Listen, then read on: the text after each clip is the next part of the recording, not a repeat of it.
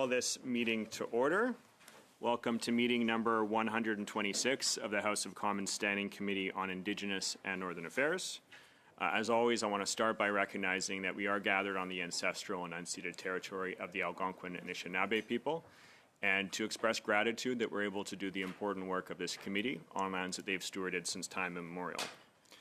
Pursuant to Order 108, subsection 2, and the motion adopted by the committee on Monday, September 16th, the committee is commencing its study of priorities of the Ministers of Indigenous Services Canada, Crown Indigenous Relations, and Northern Affairs Canada for the return of Parliament and their mandate. I would like to welcome our witnesses today, the Honourable Gary Anundasangari, Minister of Crown Indigenous Relations, the Honourable Patty Haiju, Minister of Indigenous Services, and the Honourable Dan Vandel, Minister of Northern Affairs.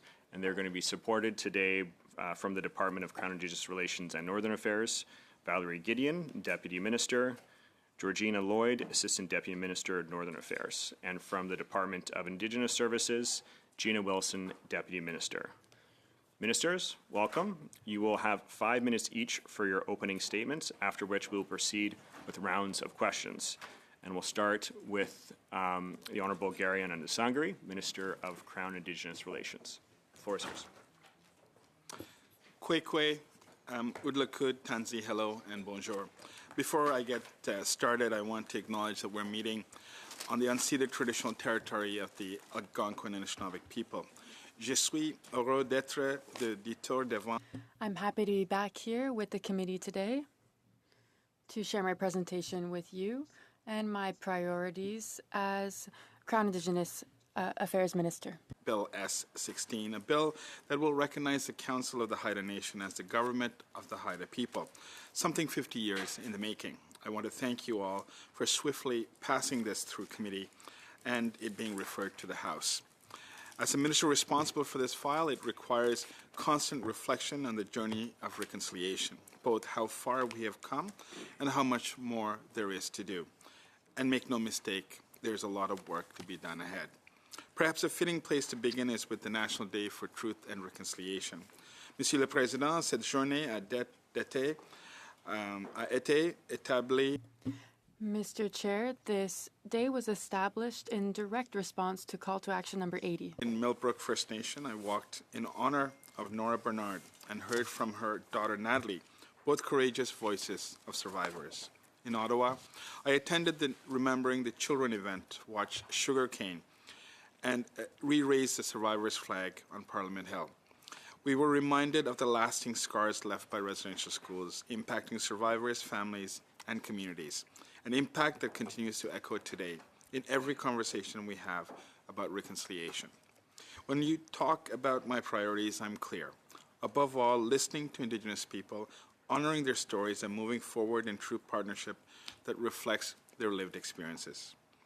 With Bill C-29's passage, we have fulfilled calls to action 53, and the National Council for Reconciliation is taking shape.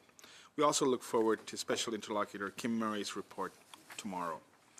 This is true partnership. It's not perfect, but we are committed to listening, adopting, and doing what's right. The national crisis of missing and murdered Indigenous women, girls, Two-Spirit, and gender-diverse people must end. And we have made progress with partners on about 3/4 of the calls to justice so far. For example, funding 47 emergency shelters and transitional housing projects, delivering reliable internet to over 27,000 Indigenous households, and working with the Government of Manitoba to advance a Red Dress Alert pilot. But we need to accelerate this progress. Mr. Chair, as we look to the future, we must ensure that the next generation has the resources and opportunities to thrive. On Friday, I announced $20 million in annual funding for the Kinumadziwen education body to support their infrastructure and governance needs. Chief Judy Desmain of Long Lake No. 58 First Nation talked about the increase of graduates from 8 to 90 in just 6 years alone. This is incredible. By investing in First Nations-led education, we're investing in the future of reconciliation. It all comes down to self-determination and securing a future where the rights of Indigenous peoples are respected and where they have control over their lands, their waterways, their governance, and their children as laid out in the United Nations Declaration on the Rights of Indigenous Peoples. Mr. Chair, advancing self-government agreements and modern treaties is another way we're supporting Indigenous peoples' inherent rights and championing self-determination. This summer, I was honored to be initialing with the province of British Columbia modern treaties with the Kitsilist, Kitsim-Kalim, and Comox. Through Bill C-77, we propose to establish a commissioner for modern treaty implementation. This legislation renders the status quo impossible. The commissioner will hold our government and all successive governments to account for their promises. This is a fundamental change. I hope every member of this committee ensures that this bill will be a priority in the chamber when debate time opens. We must not let this or any other piece of legislation be delayed by the tactics of partisanship. While my department has made progress, I share the frustration with the pace. Our work is far from done. Recent deaths of First Nations people by law enforcement show the urgent need to act against systemic racism in our justice system. We must seek truth, ensure accountability, and build trust. Mr. Chair, as someone who has spent my lifetime advocating for human rights and justice, I understand that our journey toward reconciliation is an intergenerational effort and requires constant and collective efforts. Our government, my department, and I remain committed to working alongside Indigenous partners to rebuild trust, make real changes, and ensure that the rights and voices of Indigenous peoples are respected at every step of the way. I look forward to your questions and comments. Miigwech, Kwayanamik, Marcy. Thank you. Marcy. Thank you very much, Minister. Next, we will go to the Honourable Minister Dan Vandal, Minister of Northern Affairs, for 5 minutes or less. Thank you, Tansi, Udakut, hello, bonjour. Thank you for inviting me here today. Merci beaucoup pour l'invitation d'être ici. Thank you for inviting me here today. Providing further insight into my and our government's priorities regarding the North. My office and the department are always working alongside Arctic and Northern partners to address local priorities and helping them have the resources to respond to their community's needs. Our work is guided by the Arctic and Northern Policy Framework. I don't need to tell anyone here that one of the most significant challenges in the North is food security. On that, we're working with Northern and Indigenous partners through the Nutrition North Canada program to make healthy food more affordable in the North. By subsidizing food and everyday items such as diapers, soap, personal hygiene products, the program has helped lower the cost of some items by 76%, as much as 76%. For example, in July of this year in Sax Harbor in NWT, the cost of a 5-kilometer bag of flour would be more than $42 without the subsidy. It's now $4.89, a huge difference for families in the community. These are examples like this. There are examples like this in all 124 communities that fall under Nutrition North. We're also responding to food security in the North by adding $23 million to the subsidy itself and over $100 million in two other important programs, such as the Harvester Support Grant, which supports traditional hunting, harvesting, and food sharing, the Community Foods Program, which supports community food sharing initiatives. Since 2020, there's been more than 15,000 harvests, with over 700 new food sharing initiatives and 410 hunts and harvests taking place. Another priority is narrowing the northern housing and infrastructure gap. Our government is working collaboratively to help increase the region's housing stock, reduce overcrowding and homelessness, improve housing conditions, and assist communities with their specific needs. We're doing this through investments for self-determined housing and infrastructure development. This includes, of course, $4.3 billion announced to co-develop and to launch an urban, rural, and northern Indigenous housing strategy with, of course, Indigenous partners. We know that self-determined, distinctions-based investments are working. For example, since 2016, Inuit treaty organizations have constructed over 650 new housing units, repaired over 469 existing units, and have developed land in their communities for new housing. The North faces other significant challenges. The region is warming at 4 times the global average, with far-reaching consequences for people who live there, for wildlife, and of course for the environment. We're working with Indigenous and Northern communities to address the effects of climate change, to help advance Indigenous climate leadership, and to shift the renewable sources of energy. Programs such as climate change preparedness in the North have been helping to develop Northern-led solutions to deal with coastal erosion, permafrost degradation, increased floods, and of course increased wildfires. Mr. Chair, all in all, food security, housing, and climate change are 3 of the top priorities of the government that my department is addressing in the North and in the Arctic. Just a few weeks ago in Iqaluit, Premier P.J. Aguirre-Cock and I co-hosted an Arctic and Northern Policy Framework Leadership Committee meeting. Here, we announced a new approach to help improve the Nutrition North program. Starting this year, we will be appointing a special ministerial special representative to conduct an external review and chairing a research symposium with Indigenous partners to discuss key findings. To end, Mr. Chair, there are many pressing issues facing the North and the Arctic, and that's also true for Indigenous peoples across the North and the Arctic. Our government is working hard with partners to deliver results on these long-standing issues. So I'm looking forward to your questions, and it's great to be here. Merci beaucoup. Thank you very much, Minister. And last but certainly not least, I will turn the floor over to the Honourable Patty Hajdu, Minister of Indigenous Services, for 5 minutes or less. Thank you very much, Mr. Chair, and to all members, hello, Kwe, Ulukut, Tanzi, bonjour. I'm so pleased to be here with you today on the territory of the Algonquin peoples to discuss my priorities as Minister of Indigenous Services. Supporting long-term and reliable access to clean water for First Nations community is a top priority for this government. And for decades, boil water advisories have persisted in First Nations communities, creating a shameful reality where families are living with uncertainty over their most basic need. We've been working with partners to ensure this reality in Canada comes to an end. Over the last 8 years, we've invested in communities, and today, 83% of the long-term drinking water advisories impacting First Nations that were in place in 2015 have been lifted. These investments have also prevented over 275 short-term advisories from becoming long-term. This summer, I was in Star Blanket Cree Nation to celebrate with them the opening of their new water treatment plant, and the Chief and Council and the water operators were so joyful to be able to bring this most essential service to their members. It was an honor to be with this community on such an emotional day.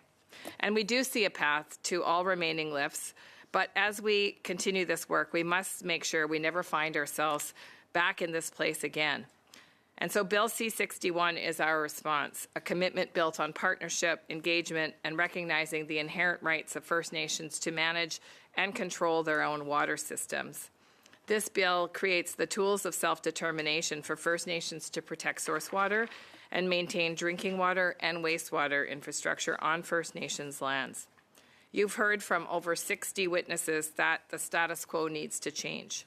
And as the committee is set to begin clause-by-clause consideration very soon, I hope that you will all treat this bill with the urgency that it deserves.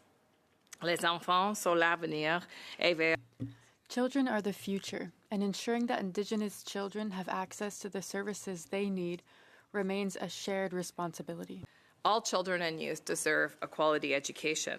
First Nations, Inuit, and Métis children should grow up with access to education that is aligned with their cultures and traditions without having to leave home. By working directly with communities, we've focused on building culturally mindful, healthy learning environments for Indigenous students that reflect their distinct needs and priorities. Earlier this month, I joined Piikani First Nation to announce the funding for a new school facility that will serve over 600 students from kindergarten to grade 12 in their community.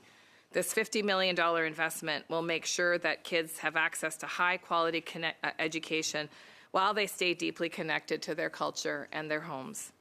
Soutenir les étudiants Supporting students contributes to the growth and prosperity of communities. When we support these kinds of projects and communities, we're supporting the future generations of Indigenous leaders who are proud of where they come from and who they are. Nous croyons également en la We also believe in self-determination and support First Nations-led organizations and projects across the country, including the June 2024 tentative agreement with the Southern Chiefs organization in Manitoba. We all recognize that historical trauma and colonization has contributed to the poor mental health and substance use challenges that many Indigenous community members face.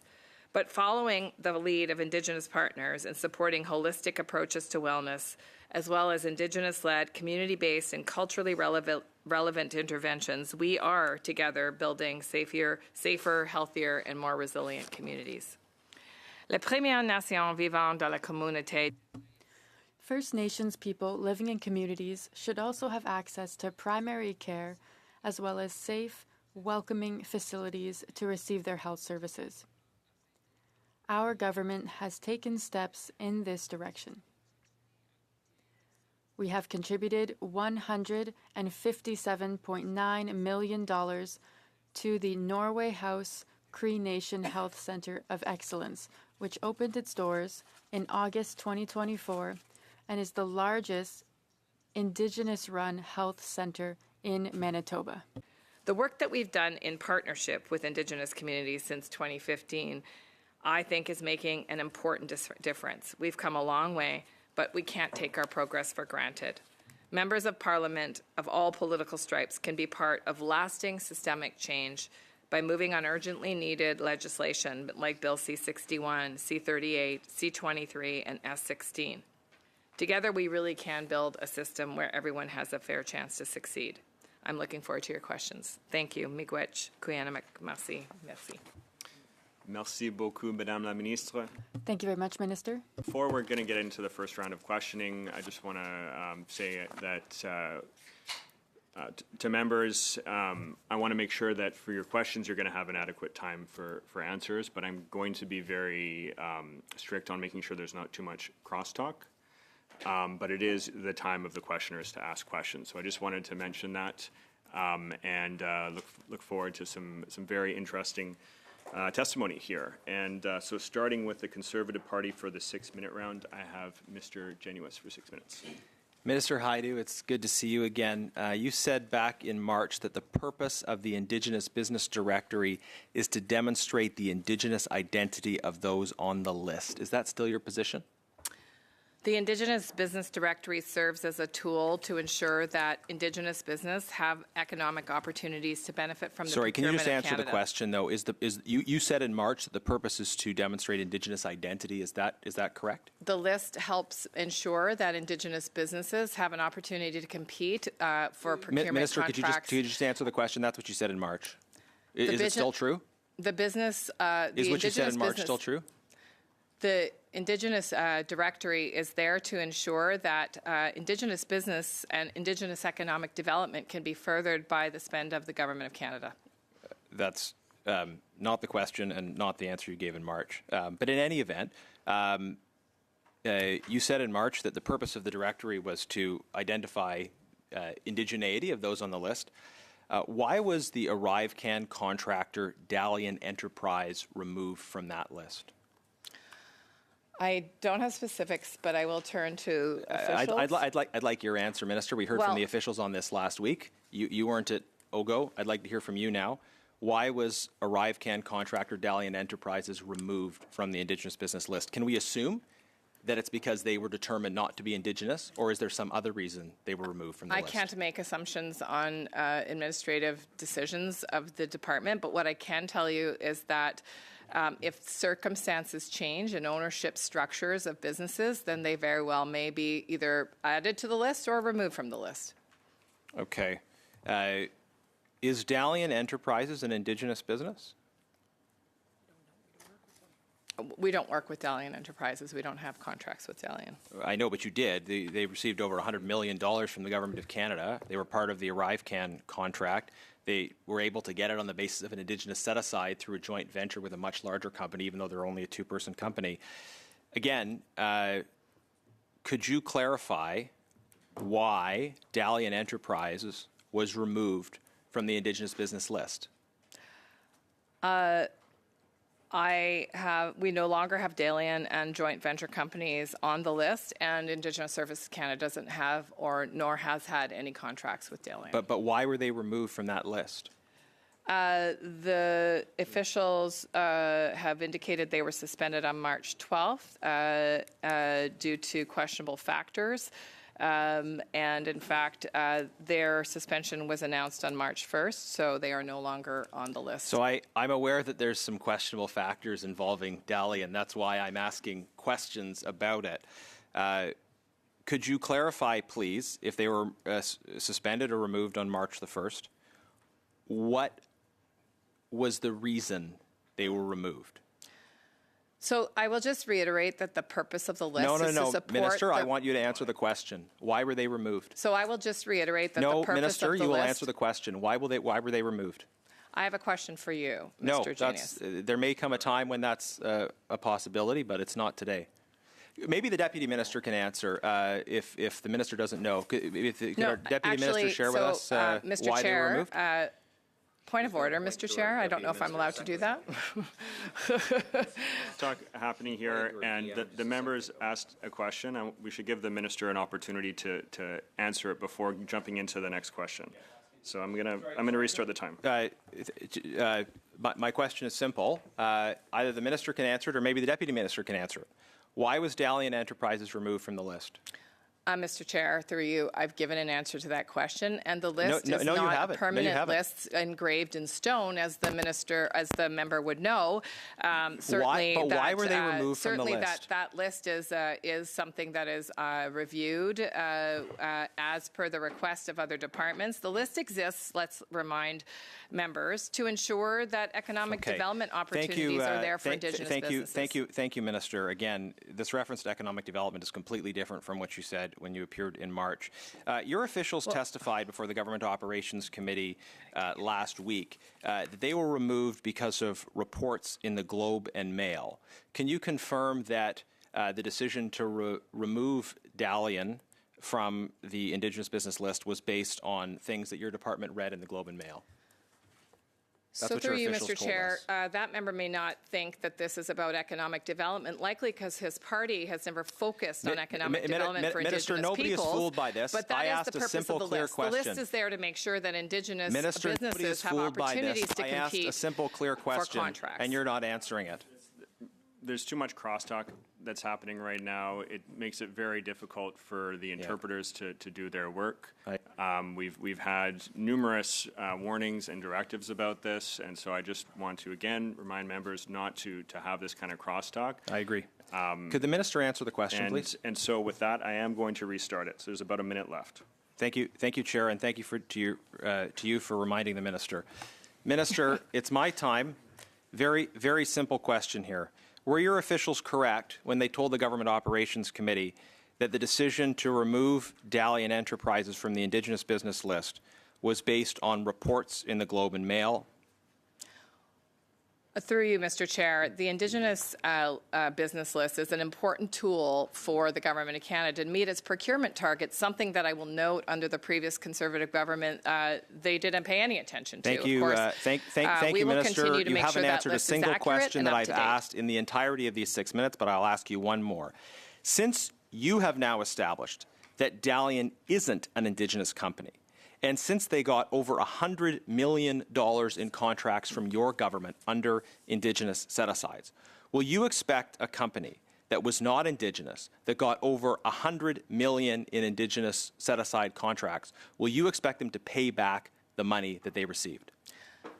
So, Mr. Chair, I think the phrase Indigenous set-asides is a misleading phrase, and I don't expect anything else from Conservatives who have no idea how procurement works and no idea what procurement targets You know so mean. little about your file. That, you have not answered a single question that I have asked in 6 minutes. You haven't even attempted to answer a single question that I've asked in 6 minutes. And you have nothing but insults for other members rather than answers about your disastrous record of Indigenous procurement. You should be ashamed of the job you've done. Mr. Janos, your time is up. I'm going to give the minister just an opportunity to respond to that one.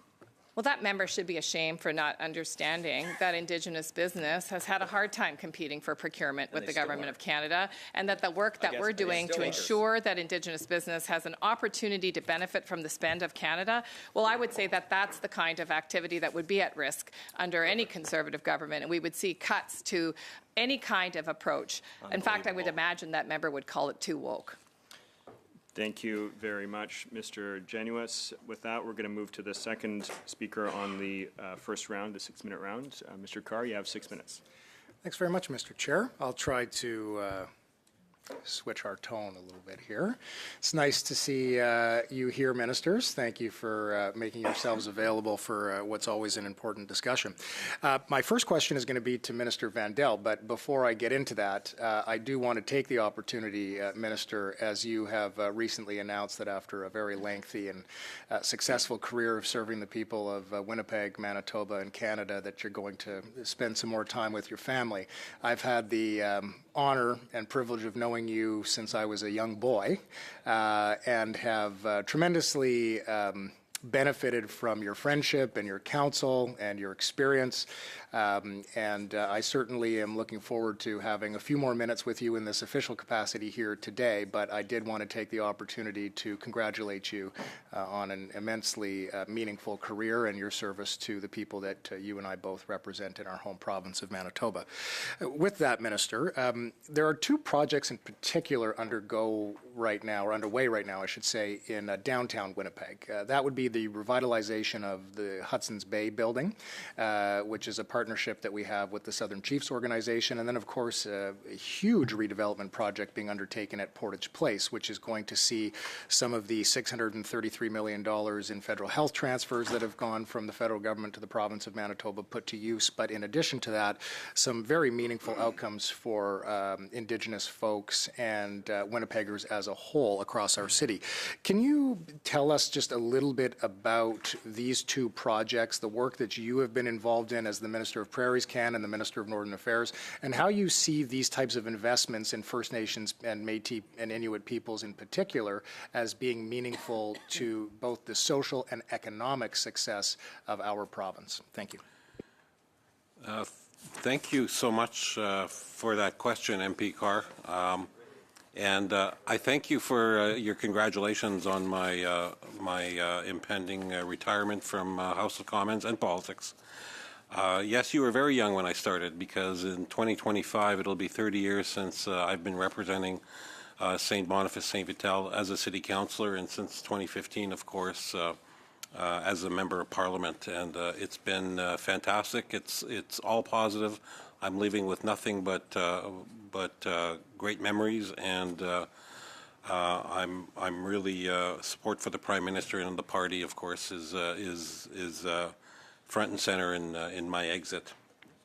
To the question, I'll start with the recent announcement. About a month ago, 6 weeks ago, we were both in Winnipeg to announce a $10 million investment in the redevelopment of Portage Place, which is a very big mall in the middle on Portage Avenue in downtown Winnipeg, across from the MTS Centre. It represents a significant opportunity for downtown revitalization. The project is being undertaken by True North, who are the owners of the NHL Winnipeg Jets, the Southern Chiefs organization, with funding from the Government of Manitoba, Government of Canada, of course, and the City of Winnipeg. When the project is complete, there will be a brand new health center in downtown Winnipeg, which is funded largely by the $600 million transfer that our government made to the province of Manitoba for the health accord, something that was a long time coming. There will be a healthcare center. There will be a couple of hundred units of affordable housing, which are going to be managed and owned by the Southern Chiefs, and also some pretty interesting, inclusive public space that Prairies Can is paying for in part as part of the overall redevelopment. Now that project, Portage Place, is connected to the old Hudson's Bay building, which there is another partnership ongoing between the Government of Canada and the Southern Chiefs organization, where there will be daycare spaces in there. There will be hundreds of units of affordable housing. There will be a museum that's going to be owned and managed by Southern Chiefs, and there's going to be space for their government administrative offices. So, really, it's one of these old one of these old bay buildings in downtown Winnipeg. I think it's upwards of 600,000 square feet in downtown that's currently vacant, and really looking forward to that partnership. Our government, through infrastructure, through CMHC, have invested over $100 million in that partnership, and I know it'll create hundreds of Indigenous jobs, which will benefit not only Indigenous communities, but the province as a whole. And if you take another hop, skip, and jump further east, you're going to see the Red River, the Manitoba Métis Federation, which is, of course, the governing body of the Red River Métis, are constructing the Métis Heritage Center at Portage in Maine, where Bobby Hull signed $1 million contract in 1972, and that's going to be featuring Métis heritage, culture, and the very bright future that the Métis have in Manitoba and Canada. We're working closely with the Manitoba Métis Federation on that project, and that strip of Portage Avenue in downtown Winnipeg will be transformed through our partnership. Thank you very much, Minister. It's amazing. I know my time is up. It's just amazing what happens when you allow ministers the opportunity to give thorough responses such as that. Thank you very much. Looking forward to the following questions. Thank you very much, Mr. Carr. Au prochain, on va aller à Monsieur.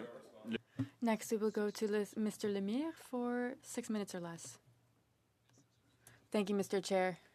I might do something between the style of the last two questions that we've heard. So I'm happy to be able to speak with you today about economic reconciliation. I'm sure you won't be surprised about this. I'd like to talk about strengthening Indigenous communities' capacity to support members of their own community. Can you speak to this, please? To get the translation, I just want to make sure. I do understand most, but I want to make sure I'm fully understanding. Just one moment. On va recommencer. Okay, we'll start the clock again for Mr. Lemire. I'd just like to make sure that the minister is hearing the translation first.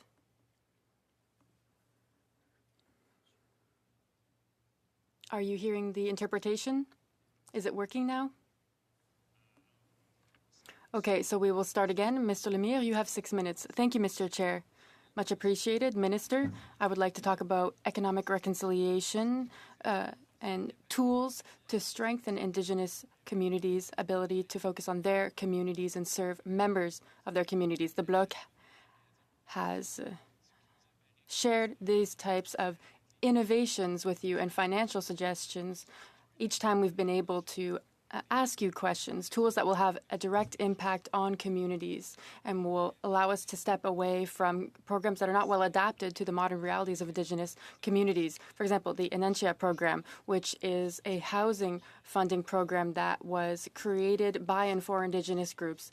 So since February 2023, you have been aware of this, or maybe longer. So what are your intentions with this file? Because right now there is a middle class amongst Indigenous peoples, and the federal government seems to be ignoring them once again. And so I would like to commend Indigenous communities in Quebec. It's October 2024. I would like to know if you have spoken with Minister Freeland on the INAN project. Merci, Monsieur le Président. Thank you, Chair, for the question. Thank you to the honourable member for this very important question. Yes, I have discussed the program with my colleagues. I also worked with Chief Heyman, who is a representative for the program. Proceeded in the same direction that you're talking about, Monsieur le Maire, about self-determination and housing with the urban, rural, and northern housing strategy, which sets aside $4 billion for First Nations, Inuit, Métis, distinctions-based housing that is obviously off reserve, but certainly in areas of Canada where many First Nations and Indigenous peoples live. I am excited about programs. INAN, Madame la Ministre. Minister, I'd like you to focus on Inancia. What can we expect here? Is it going to be through the fall economic statement, through the budget? Will you be investing through your department into the Inancia program?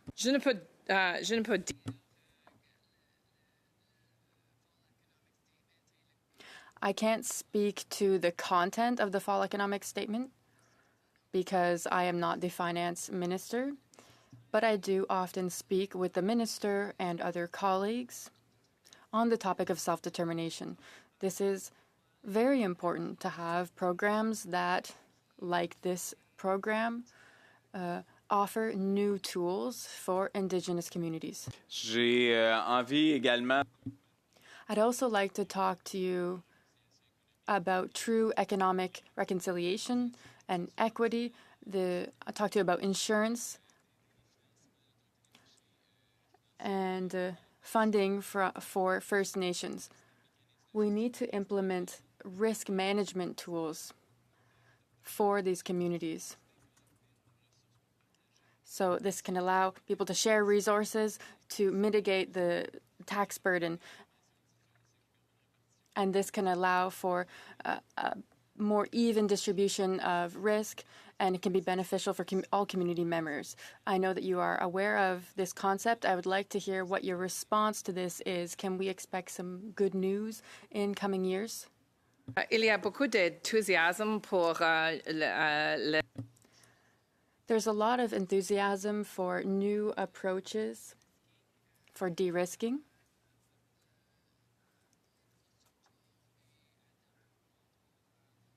And for infrastructure for communities. Working with people like Chief Heyman, but also through large economic partners like the major banks in the country to talk about de-risking lending, for example, for First Nations communities and creating better tools for First Nations communities to be able to pursue infrastructure at their own speed. We also have other tools for First Nations that allow for full self-determination in terms of priorities, like 10-year agreements that allow for First Nations communities to receive block funding over 10 years to be able to plan for a variety of different both social and infrastructure needs across the board.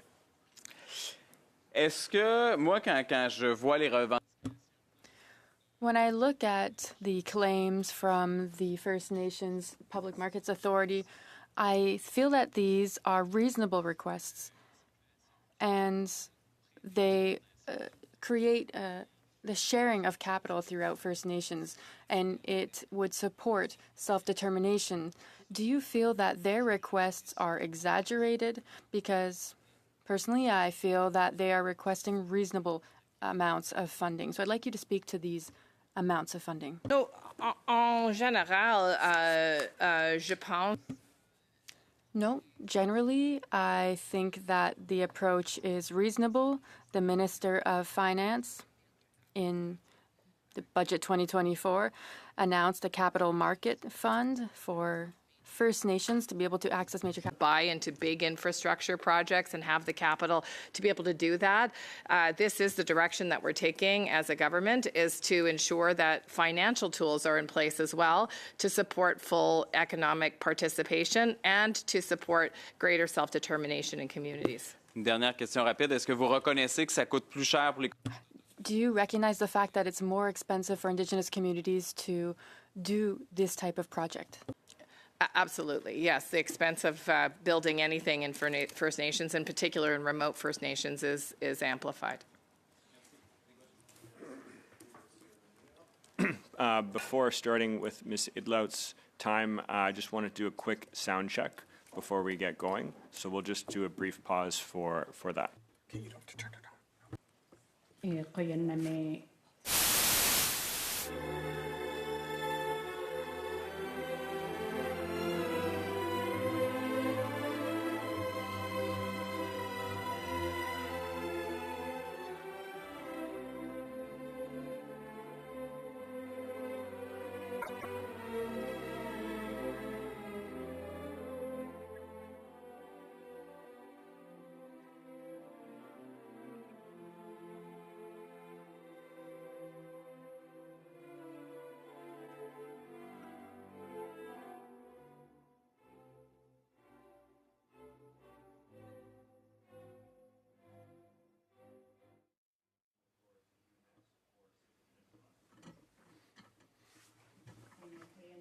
Thank you, Chairperson and the ministers for their briefing.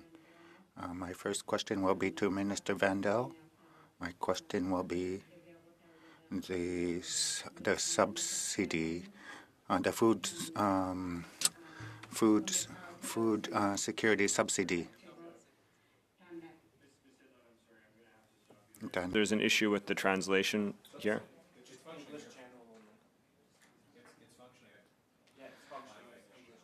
Sorry, so Ms. Idlout, I'm going to restart your time so you have the full 6 minutes. And I'll turn it over to you for 6 minutes. Thank you, Chairperson, and ministers for our question period. My question is to Minister Vandal. The subsidy, the Nutrition North subsidy. You have you stated that back in May, that you were doing a study. How long? It's taken a few months to conduct this study. When will you be able to produce a report? Hoping to produce a report as soon as possible. The internal review by the public service is currently ongoing. That is something that is in progress right now. We are going to begin an external review very shortly, as soon as possible.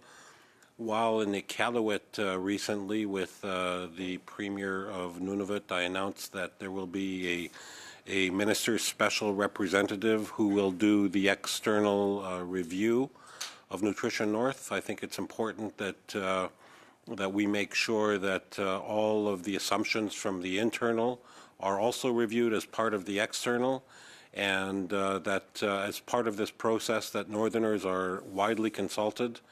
Not only leaders, but users of the Nutrition North. I think that's something that is important. I've gotten a lot of feedback. If you can tell us 3 points, what you have found through this study. If you can give us 3 points. Well, thus far, I think we've talked to a lot of people about the study.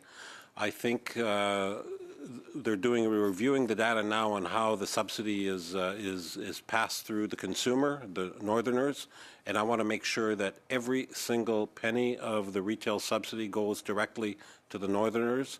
So that's why we're being extra vigilant. We are reviewing the data, or the public service is reviewing the data. Many people who we speak to say that there is some benefit to the Nutritional North program. I'm sorry, I don't have a lot of opportunities, so I was hoping to hear a shorter response. But Now my question will be to Minister Patty Hajdu because of the time restraint we have. If my question to Minister Hajdu is, when you told us about a bill, for example, C61, C63, and those are pertaining to Indigenous people. My question, Minister Hajdu, why are these bills, why haven't they been reached the Indigenous communities? They don't seem to be effective because we do, as Indigenous people, we are rights holders, but these seem to are not respected. Can you give us a clear response, please? Well, thank you very much. And I mean, listen, some of the bills I listed out are, as you know, underway. I mean, Bill C61 is currently in front of this committee, and I think, as I said, we'll be going through clause by clause, very important. And we hope that we will see less obstruction in the House of Commons so bills like C38 can actually get debated. Bill C38, as you know, is about continuing to address inequities, in particular gender-based inequities in the Indian Act. And there are families waiting for that bill to be debated in the House and finish the important work so that we can right these wrongs. So I would say that what we need is we need committees to do the important work on C61, and on C38 we need to see movement in the House so that the debate can actually continue in terms of the legislation that matters to Canadians. And thank you. My last question will be the Assembly of Manitoba Chiefs. It's coming from them, and also coming from Chief Walter Westigo, Keewatin Tribal Council. Coming from the Keewatin Tribal Council, I was told that the Dryden's principle process is too slow.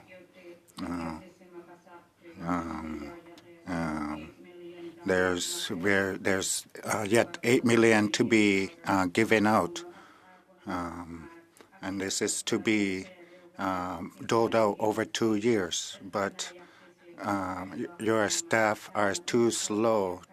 Can you give us why the process is too slow, and how are you trying to speed up the process?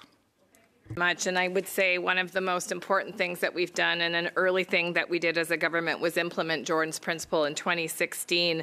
And since then, First Nations children have received more than 7.6 million products, services, and supports. This is about $8.1 billion in services and supports. And we're going to continue to work to ensure that the incredible demand, which is a good problem to have because people know about the program, can be met with efficiency and processes that get people and family services they need. Thank you very much, Ms. Idlout. And that concludes our first round of questioning. Moving into the second round, starting with the Conservative Party. Mr. Zimmer, you have 5 minutes. Thank you, Mr. Chair, and thank you, Minister, for appearing at committee. And we've heard from even one of your Manitoba colleagues, this might be one of your last appearances at committee. So again, thank you for appearing today. But we saw not long ago that you had been openly critical of the Prime Minister around a Senate appointment in Manitoba. And I have an article from Globe and Mail. It says, a Liberal cabinet minister is criticizing Charles Adler's appointment to the Senate, saying there are Manitobans better suited to represent the province. Northern Affairs Minister Dan Vandel offered his view in a statement his office released on Monday. There are many eminently qualified Manitobans who are better suited to represent our province than Charles Adler, he said. And we've even seen recently our chair has made public comments of concern around the sitting Prime Minister. From a CBC article just last week, some Liberal MPs issued a deadline to Trudeau, make up your mind to stay or go by October 28th. Sources said MP Patrick Weiler read a letter to Trudeau today during the party's caucus meeting on Parliament Hill. Point of order, Mr. Chair. I'm not sure the content of what Mr. Zimmer is saying right now has anything to do with this committee meeting. It does. I can reassure him. Well, I just want to remind the members that we're here today to discuss the priorities of our three ministers for this committee, so I'd ask the member to keep it relevant to the topic at hand today. And it is. I'm just about there. Sources said MP Patrick Weiler read a letter to Trudeau today during the party's caucus meeting on Parliament Hill, laying out the arguments in favor of the Prime Minister resigning now. Seeing such public dissatisfaction with the Prime Minister. Point of order. And you talked about priorities. Mr. Chair. I would just like to reiterate what my colleague said. I don't believe this has any relevance or bearing to this meeting. It does. It does. I'm just about done my question, Chair. So. I'll just remind the members again, keep it relevant to the topic that we're here today to discuss, which we all agreed to discuss. The time is very valuable. Yes. I know we want to hear the answers from our ministers this is that are getting here time today. is So being please, added back to I've mine. paused the time, Thank Mr. you. Zimmer, but please get to the question. Yeah, again, back to the question, you talked about priorities, Minister, and so for me, and I think many Canadians, priorities in Canada starts right at the top with leadership, and the question is around leadership of this Prime Minister. Seeing the public dissatisfaction with the Prime Minister, have you lost confidence in the Prime Minister?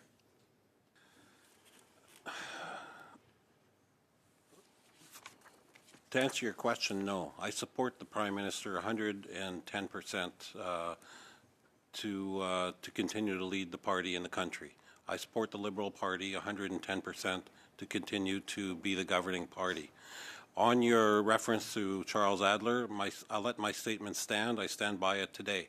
I think the whole issue of senatorial appointments are tricky. I'll go back 10 years where we heard the name Patrick Duffy, Minister. Patrick You've answered the Brazeau, question. Pamela Wallen, who were all appointed by your government. He's answered the question, Chair. Can I ask the next question?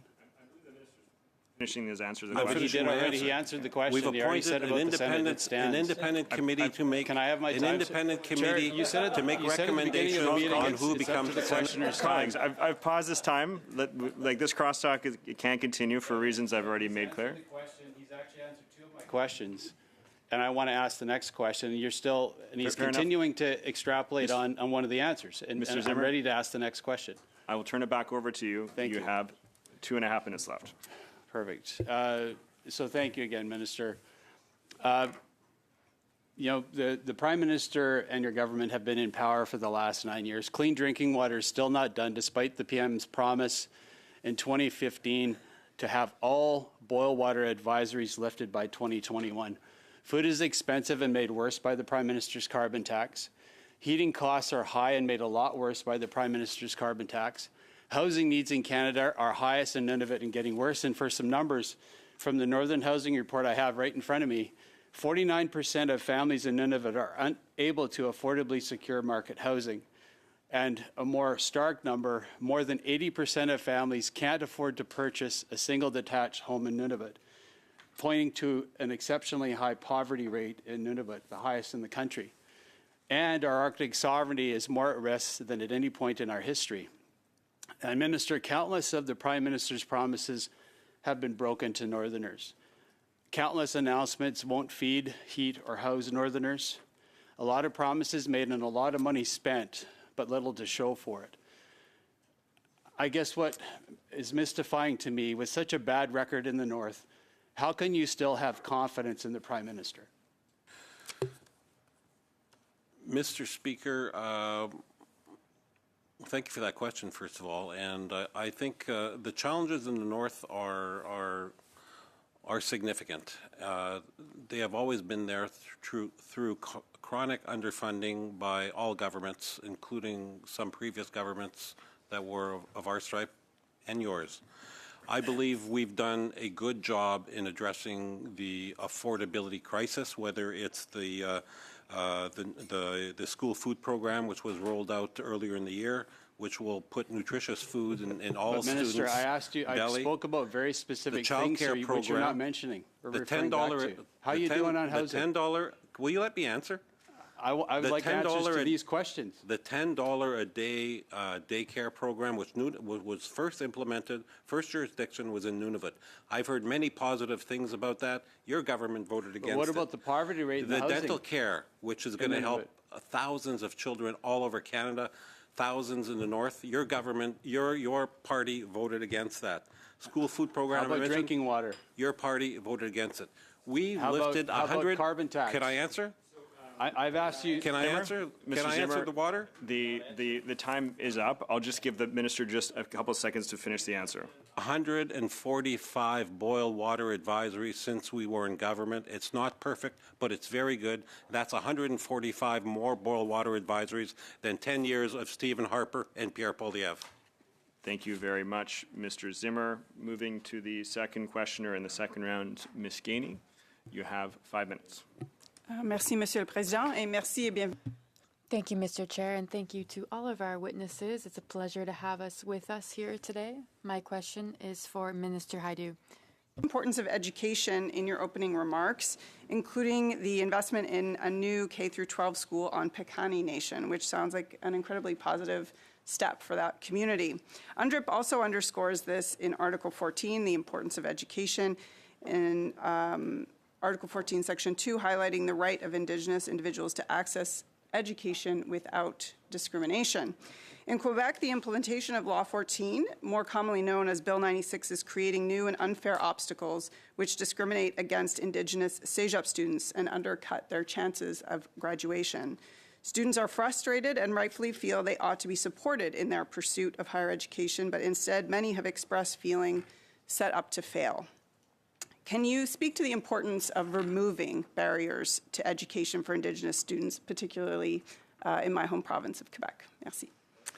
Well, thank you very much. And I would count Regional Chief Picard as one of my most trusted advisors, actually, and he and I have spoken a lot about any kind of barrier that presents a challenge for graduation being, in particular, even more detrimental for Indigenous students or other students with vulnerabilities. And what I can say is that the focus of our federal Liberal government has been to really ensure that education is at the core of what we do. In fact, when we were first elected, I have to tell you that one of our first actions was to actually reverse the discriminatory funding for education systems on First Nations. And the Conservatives had kept First Nations education systems barely able to keep the lights on. In fact, many First Nations boards of ed really struggling to deliver curriculum with, in many cases, a significant disparity between what was offered for provincial students in the same setting. And that's why not only equity in funding, but reshaping how we support communities to deliver their own education, culturally appropriate education, is relating to increases. My colleague here spoke about Judy Dismullen, Long Lake 58, and the incredible success rate they're seeing. I have to say that's in my riding, and I'm really proud of communities that are able to turn things around where they're seeing very few students graduate to almost entirely the whole grade 12 class. But in Quebec, for example, in 2022, one of the most wonderful moments of my year that year was signing an agreement with 22 First Nations to manage and deliver education for over 6,000 students in their own communities with their own developed curriculum. And I will say this, we work really hard to support First Nations to make sure that they have all the appropriate supports in place so those students are set up for success. And we're seeing the results. The graduation rate over the last 5 years for Indigenous students has increased by 10%. That sounds like a small number, but it's huge and significant to those students who are going to go on and be the leaders of those communities. And I can tell you, like, Bitagong, also in my riding and a community I know very well, when students graduate as teachers, as doctors, as construction workers, as water operators, they go back to community and they build strong community. And those communities have such a wonderful chance to actually thrive. And so that's the work we're doing together with First Nations communities. Thank you for that. And I think there is definitely commitment and a desire to do that work. And I hope perhaps that we can continue that work with Mr. Picard and address the needs in my riding in those communities in particular that those kids are really struggling right now with their climate at CEGEP. And It's very heartbreaking to see that. So I think if I have any time left, 1 minute, I'm going to share it with my colleague, Mr. Hanley. Thank you. Thank you for that. I will, yeah, I am. I will perhaps start, Minister Anandasangari, I know you haven't had a chance to speak very much so far, so I'll perhaps begin with you and hopefully continue on a subsequent round. But you will have just received, and you may not have had a chance to read yet, a letter from Judy Gingell, Chair of the Yukon Residential School Missing Children's Project, about really support for funding, and really in a nutshell, the request is for some certainty and predictability in funding for the YRSMCP working group.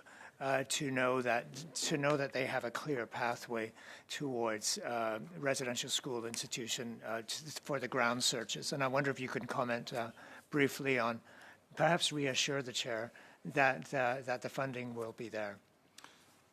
Thank you for that question, and I look forward to a wholesome answer later on. But I think suffice to say that we've been committed from the outset of Kamloops that we will be there with communities every step of the way, and that commitment hasn't wavered at all. And I look forward to giving a more wholesome answer next round. Ms. Gainey and Mr. Hanley. Au prochain, on va aller à Monsieur Lemire. We will now go to Mr. Lemire for 2.5 minutes. Thank you, Mr. Chair. I'd like to talk about Francophone communities in Indigenous communities. What will the department implement to ensure that there is no discrimination founded upon language, and to ensure that Indigenous communities receive the funding that they need to support those who speak French and to have proper programs? So are French-speaking Indigenous people eligible for Heritage Canada's program? And could you share with us about the list of those who made this request? Did they see their request accepted? How much funding was submitted? And could you talk to me about what seems to me to be a significant gap in this field, which is preventing French speakers and Indigenous communities from being able to reach their full potential? Unfortunately, I can't speak about another department's program. Je vous invite quand même à... But I would ask that you dig into this a little bit, because I do think this remains a need.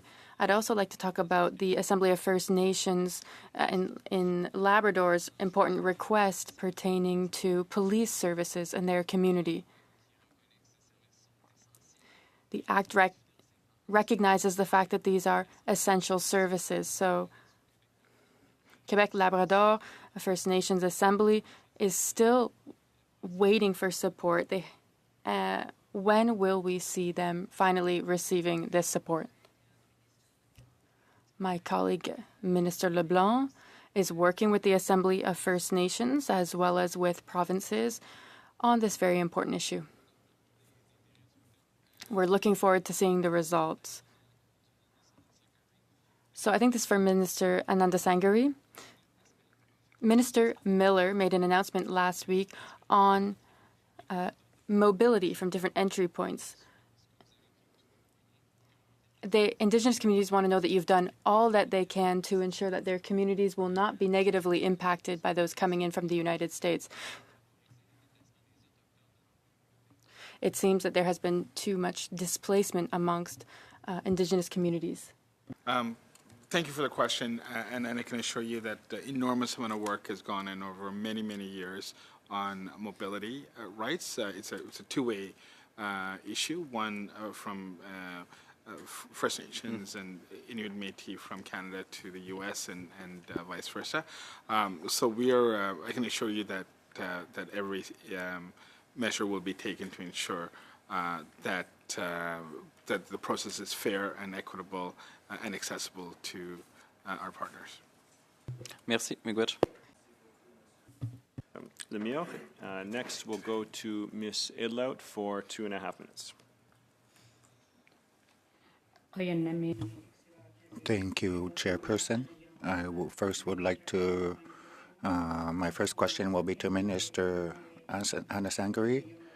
My question is, not too sure what it's called in Inuktitut, a special interlocutor. Will be hosting a meeting, a conference, and I've heard that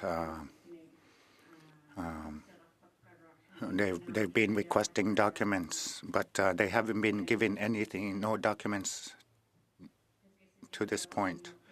If you can explain why, how have you supported the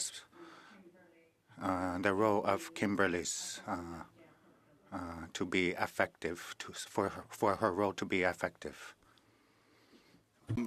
Thank you. Thank you for your question. The special interlocutor was appointed about 2 years ago by the Minister of Justice, and I was there at the time of her appointment. I've had engagements with her. My office has continuously had engagements with her.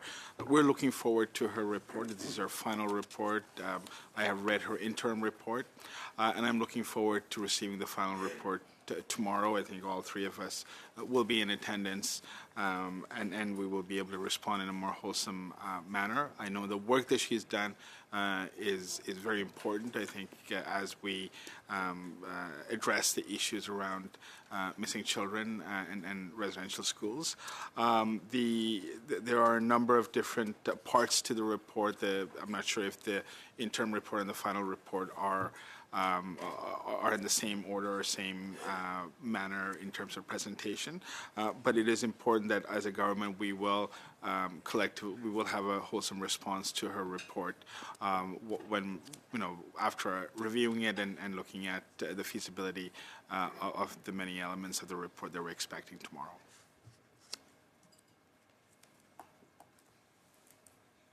Yes, thank you. I don't have a lot of time, so I'll pass it to somebody else. Thank you. Thank you very much, Ms. Idlout. Next, we will move to Mr. Schmale for 5 minutes. Thank you, Chair, and thank you to our witnesses. Minister Hajdu, as you know, friendship centres are a crucial part of the Indigenous landscape, and their core funding is set to expire. What assurances can you give this committee that they will receive an answer before March 31st? Well, thank you very much through the chair. And I'll just say that we've worked incredibly hard to support Indigenous Friendship Centres, and we're very proud of the relationship that we have, and we'll continue to be working with them to make sure that they can continue to deliver the services to urban Indigenous peoples. So we have a positive answer here? I can tell you that this government has been very confident. supportive of Indigenous Friendship Centres and will continue to do that. It's actually kind of exciting to hear a Conservative member talk about core funding. And I'm glad you're excited I'm because really I'm excited to because hear I that also want that's to your talk about vision. Indigenous procurement, which is actually I'll look something... forward to your support of my budget letter. We'll see about that. Indigenous procurement. So a few months ago, you had talked about the Indigenous Business Directory being one that determines whether or not a business is Indigenous or not. Now, today, you were saying it's to help create jobs in the Indigenous community. Regardless of your stance that has changed, it looks like we have a new company here, the Canadian Healthcare Agency, that has managed to secure funding over $100 million that meets neither of those criteria. Why? So let me just be clear that the Indigenous Business Directory is there to support procurement from Indigenous businesses. That is the entire purpose of the list. So how did this Canadian Health Agency get in? And the value statement behind that list is that this government believes that Indigenous economic development is incredibly important, and that First Nations Indigenous partners have not had the same opportunities to participate in the procurement of Canada. And so to reach the procurement target, we support different departments to understand who might be eligible for being considered Indigenous. That's great. So the Canadian Healthcare Agency, it meets neither of the two changing statements you have made. How did they continue to get additional contracts from the federal government out of the Indigenous procurement angle when they were not Indigenous majority owned? How did it miss that? So there are, as I would say, the list is curated to make sure that it includes people's companies as those companies change in formation. So certain companies may have Indigenous partners at times and may reform, and the Indigenous partners may sell their shares. I'm sure you understand this. I understand the Conservatives are the party of big business and understand how business works, but you do know that businesses change their ownership structures and over $100 million to a company that checked I will say that this particular business neither of those boxes. has also provided important health services to First Nations for First Nations people in community. Mr. Chair, I've raised this before, and I don't think I'm the only one that has this challenge, but anybody wearing a headset, including the interpreters, can't follow when there's more than one voice over the microphones. Hopefully we can find a way to resolve it, because I can't follow what's going on with the way it's going on. Thank you very much for raising that, Mr. McLeod. You're absolutely right in this. With the crosstalk that's happening does need to stop here. So I'll just remind all members for those with challenges hearing, as well as with those that, or for our interpreters, just consider their health when you're considering talking over another person in this. And I have paused the time. There is another 2 minutes left for Mr. Smale, and I'll pass the floor back to you. Thank you very much, Chair. So at 2016, this company had an audit that showed very clearly that none of these boxes are being checked. So given that the AFN at their another committee's meeting have talked about most of these Indigenous contracts have gone out to shell companies that are not Indigenous owned, nor are they creating jobs for Indigenous people, how do you continue to stand behind this program? Well, I think, Mr. Chair, I've been clear that the program is currently, considered under review with First Nations partners about how to better deal with the challenge of proving indigeneity. And I'll just say this, proving indigeneity is deeply rooted in a colonial structure of deciding who's Indigenous or not. We've been working with a number of Indigenous business partners, including a number of esteemed individuals to decide how best to move forward. But what I will say is this, and if I could finish, Mr. Chair. I'm going to pause again here.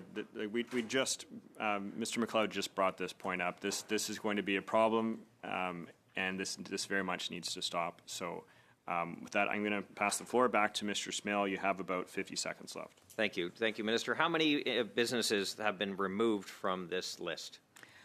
What I can say, Mr. Chair, is that this list provides a very important tool to the Government of Canada to ensure Indigenous economic development continues to be driven through a procurement process. And I want to quote Philip Ducharme. So how many have been removed? Just a ballpark. I'd like to quote, Mr. Chair, I'm looking for your direction. You'll have to. I'm going to pause again here. She's not answering the question. I only got 50 seconds. There's about 25 seconds left. I want to give Mr. Smale the opportunity to ask his question and for the minister to answer it. Okay. Now, the Canadian Health Care Agency, can they still apply for contracts under this program? Well, any company can still apply for contracts, but they would not be included on the list as indicating that they are an Indigenous-owned business. So just since 2016, then? What I would say is that indigeneity and capacity to procure from the Government of Canada are two separate considerations, and they would not be counted as an Indigenous business if they're not on the Indigenous business list. And I would say that it's important to understand that businesses can change in ownership, and if that's the case, or if a business is flagged, as Dalian was by Procurement Canada, as needing to be removed as a result of significant Security security status breach, that those things would be immediately acted Colleagues, on. I'm going to step in again here. The time is up. That's actually much exceeded the time. But again, I just want to remind members not to have this crosstalk. But with that, we're going to move over to our next questioner. Mr. Hanley, you have 5 minutes or less. Thank you, and I omitted to thank all three of you and for the as ministers and officials for coming during my short previous round. But thank you so much for being here. Minister INAN, On the letter from Chair Judy Gingell, Chair of the Yukon Residential School Missing Children Project, I just want to read out 2 paragraphs very briefly from the letter to get your response. One paragraph says, "This prolonged uncertainty is detrimental to our planning and execution of the vital work initiated by the YRS MCP working group, not to mention the added stress imposed to the survivors who have committed themselves to this work but now feel silenced by these delays." And later on says, "It's imperative that we establish open lines of communication and ensure that all projects receive the timely support they need to fulfill our shared commitment to addressing the legacy of residential schools and supporting the families affected by this tragic history." Minister, I believe that communities shouldn't have to limit their work on this subject due to the prospect of uncertain funding available from the federal government. And I wonder if you can share some clarity on how the funding will continue to work and perhaps provide some certainty to the YRS MCP working group and others around the country for that matter. And thank you for that very important question. And let me at the outset say that I did have an opportunity to meet this summer in Yukon with the communities that are doing the work around missing children.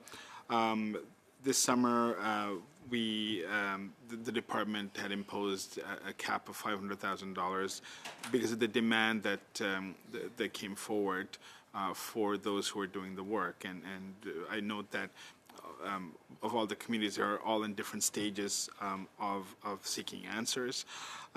So far, we have invested $323 million towards supporting communities through the fund.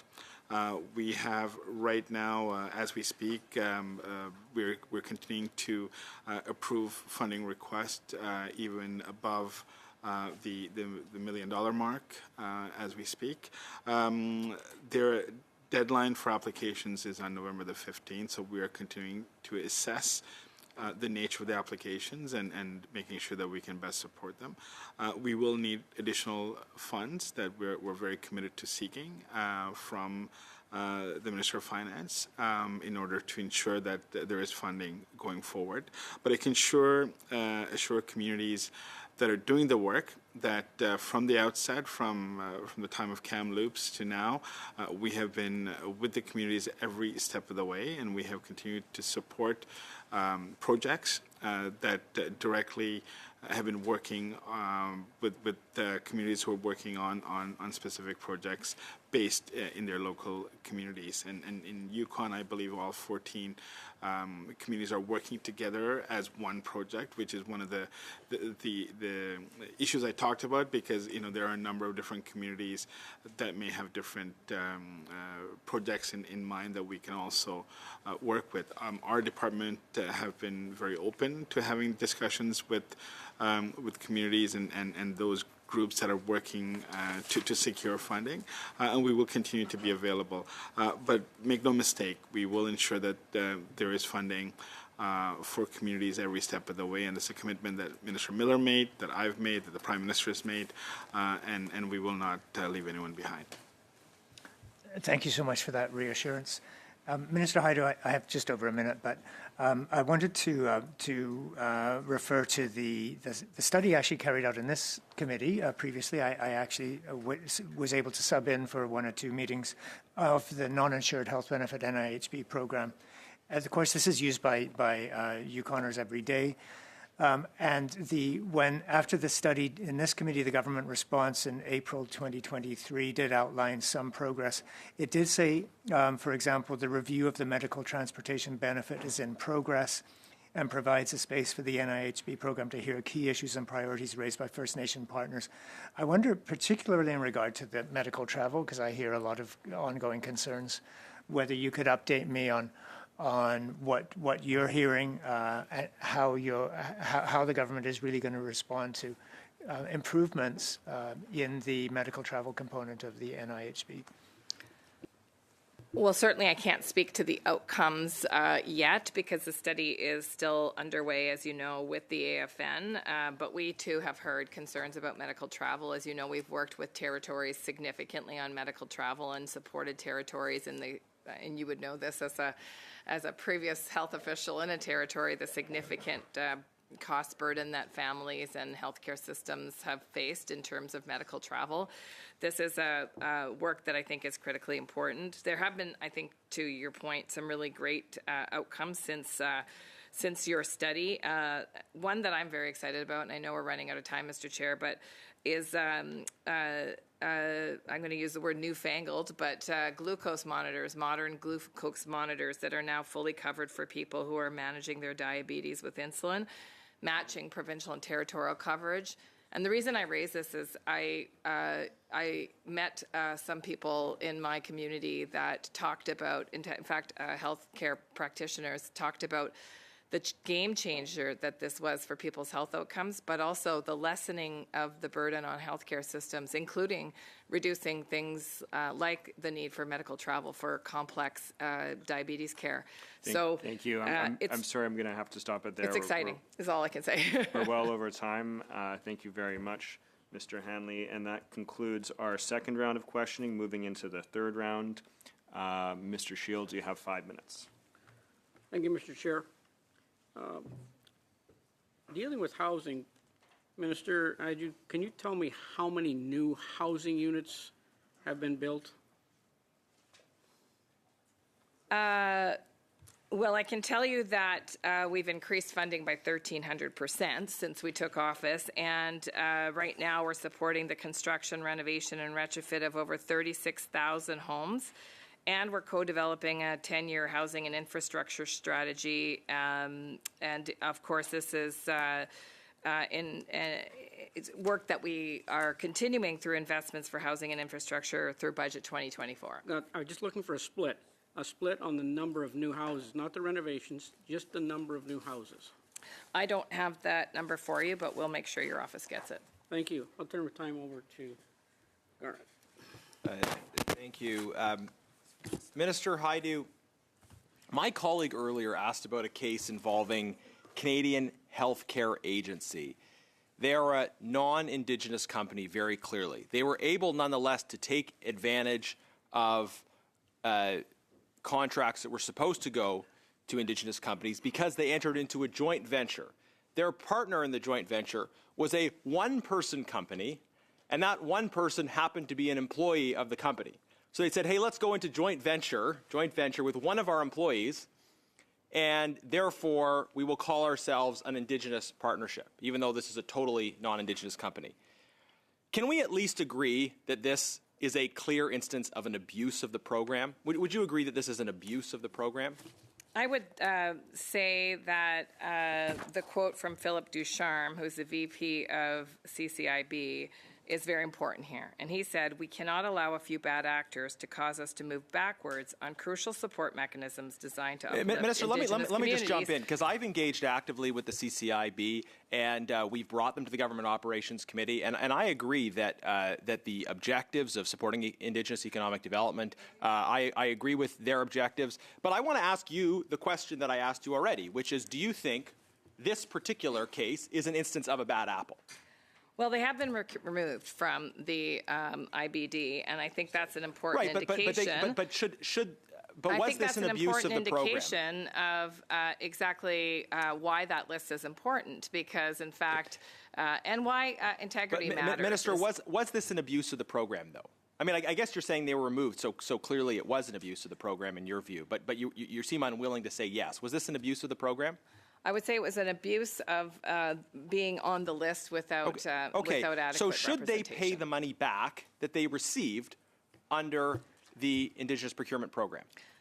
Well, I think that in the case of this particular healthcare agency, two things can be true at one time. And the second thing that's true is that we have a nationwide nursing shortage. You may have heard of this. Actually, you do get up and talk about this occasionally. Yeah, Minister, I'm going to jump in because you're going far afield of the question. What we have here is cultural appropriation leading to financial misappropriation. That is, you have people that are pretending to be Indigenous in order to get money that they're not supposed to be accessing. And it is precisely this that has led the AFN to say that a majority of companies, in their view, that are getting these these opportunities that are established in this set aside, a majority of those companies, according to the AFN, are shell companies. So do you see the problem here, and do you agree that that your government needs to be accountable for this failure? What I see clearly is a plan for conservative cuts around a program that actually is about Indigenous economic development. But I will say this. Minister, Chair, could you if I answer the question? Mr. Chair, could I finish? So, let me ask you this. Mr. Daniels, I pause your time here again. So you've got about 45 seconds left. I think we're all very interested in hearing the answers of the ministers here. So please do give the minister a time to respond to the question, and I will give you back your 45 seconds, but just with that proviso. Yeah, Chair, let me just ask very, very precisely. If you have an instance of cultural appropriation leading to financial misappropriation, that is someone pretending to be Indigenous, getting on the list, getting money that's supposed to be there for Indigenous communities, should they have to pay back the money that they took? Simple yes or no. Should they have to pay the money back, yes or no? If a company is found to have breached contract provisions, that is an option for departments that have utilized that Should company. they have to pay the money back, and yes or no? What I will say yes is or that no? it is clear that the Conservatives want to get rid of this Will you say yes program. or no? This is Should they have to pay the money they back? do not want to do. They do not want to support Indigenous Should they have to economic pay the money success, back? Yes or no, and Minister? we should all be very Yes clear or no, about what the Minister? intentions of the Conservative Yes or no? Party is. Pause this. This is enough of the crosstalk. I'll just give the minister the opportunity to answer this question. We already over time, but I just want to give her the opportunity to answer that. Yes or no? Contracts have been breached, then departments have the ability to take appropriate action. Chair, I have a point of order I'd like to raise.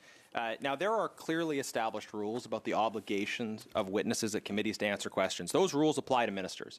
It's not like in question period where the speaker doesn't enforce rules around the content of the answers. There is a requirement. It is a matter of parliamentary privilege that witnesses have to answer questions that are asked. Now, I've been through 2 rounds, and the minister hasn't answered a single question that I've asked. And quite specifically, in the last round, I've asked a simple question to the minister. So I'd like to ask you, it doesn't matter if it's a minister or someone else, but to call our witnesses to order and expect them to provide answers to the questions that are being asked. Yeah, Mr. Chair. Mr. Carr, on the same point of order. Yeah, I respect my colleague and his point of view, but as we've said many times before, receiving the response that you want and receiving a response are 2 different things. So hopefully you'll take that into consideration as you reply to my colleague across the way. Just on that, I mean, I won't tease Mr. Carr too much about being a new member. I know he's earnestly throwing himself into things here, but the rules do establish at committees a requirement to provide answers. Doesn't mean I have to like the answer, but there has to be an answer to the question. You can't just talk after the other person talks about things that are totally unrelated. Those are the rules. So I see that Ms. Idlout also has her hand up. I'll turn the floor over to Ms. Idlout. Thank you. I would like to add to this topic because we are not getting the answers. We are for the answers. I mean the questions we are questioning. I also did ask a question to Minister Vando. I didn't get an answer for. Also with Minister Paddy. So I want to say I want to support that the speaker, the chairperson, should enforce that this minister should be answering the questions. Thank you very much, Ms. Idlout. My view here is that the ministers have provided answers to the questions here. I know they might not be satisfactory to members here as well, but ministers have been answering questions, and I would also say being interrupted before they're able to get to the conclusion of many of those answers as well. I would ask ministers to continue to answer and respond directly to the substance that members are asking them. And my view is I'll leave it at that right now. So with that, we're moving into our second questioner in the second round. I have Mr. McLeod for 5 minutes.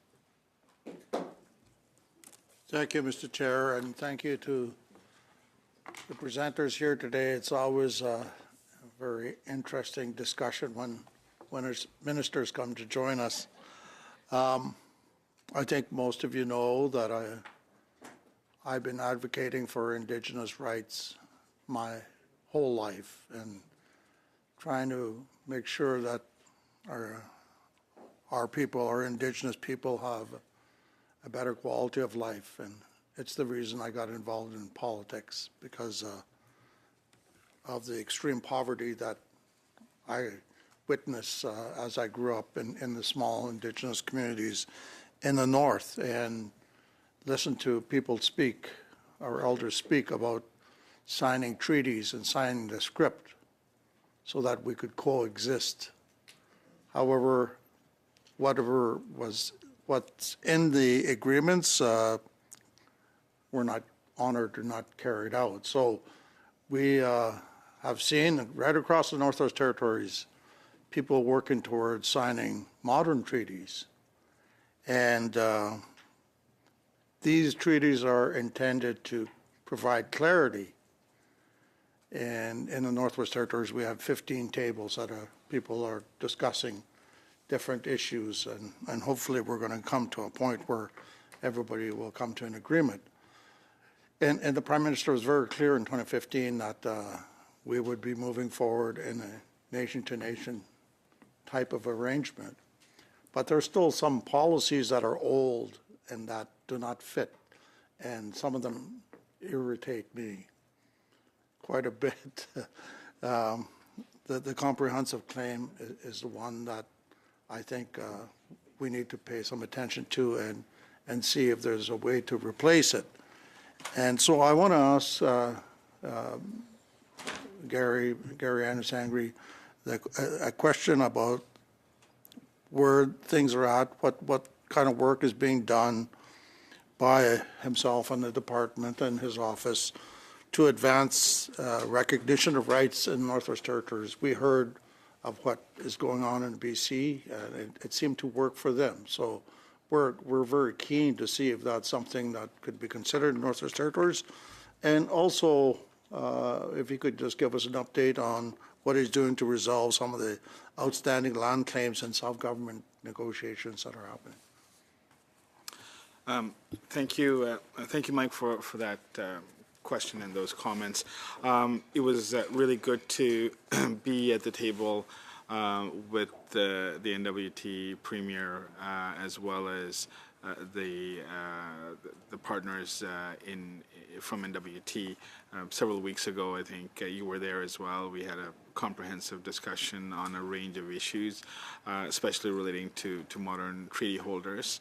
Through them, we have been able to establish or introduce legislation, Bill C-77, on the Commissioner of Modern Treaty Implementation.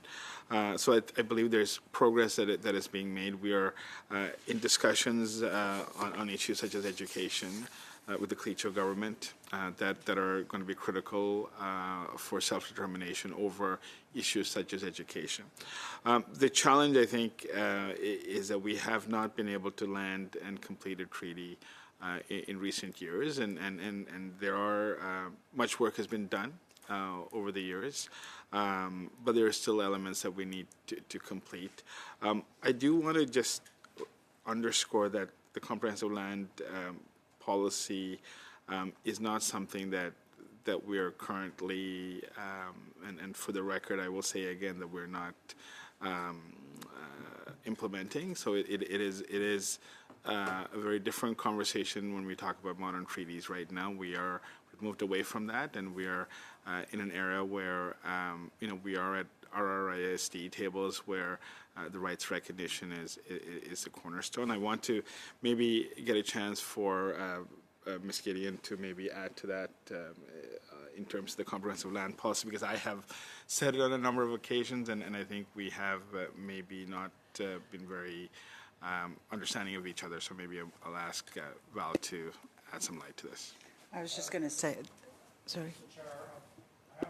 So I'm just going to jump into it. First of all, I want to say if we're not implementing the comprehensive claim policy, get rid of it. Why keep it if it's no good? I mean, we're not implementing it because it's no good. But I wanted to just ask one more question about the historic levels of funding that we've been receiving over the last few years for housing, for governance, for a number of different things. But they're not long-term commitments. So we're going to come to an end of some of these funding cycles. What's the plans for the next steps? We don't have reserves, so.